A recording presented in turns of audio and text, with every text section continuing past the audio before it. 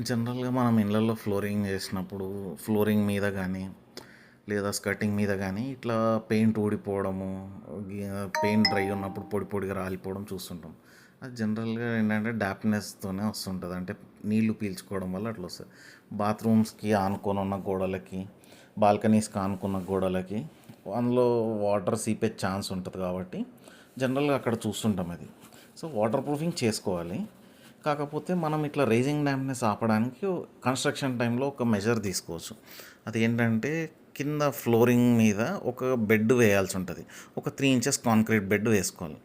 వేసుకున్నప్పుడు ఏమవుతదంటే మనకు బ్రిక్కుకున్న గుణం ఏంటంటే వాటర్‌ని గుంజుకుంటది పైకి. ఎన్ని ఫీట్స్ అంటే ఈవెన్ 3 ఫీట్ వరకు, 6 ఫీట్ వరకు కూడా కొన్ని కేసెస్‌లో గుంజుకుంటదంటారు. సో, మనము ఏం చేస్తామంటే కాంక్రీట్ బెడ్ వేసినప్పుడు మనకు ఇలా తీసుకోదనమాట వాటర్. తీసుకోకుండా బ్రిక్‌కి అందనీయదు వాటర్. సో, క్యాపిలరీ యాక్షన్ అనేది ఉండదు. మనకి ఇట్లా రైజింగ్ డాంప్‌నెస్ రాదు. ఇక్కడ చూస్తే మేము అనుకోకుండా ఒక బెడ్‌రూమ్‌లో వాటర్ నిండిపోయి ఉన్నాయి.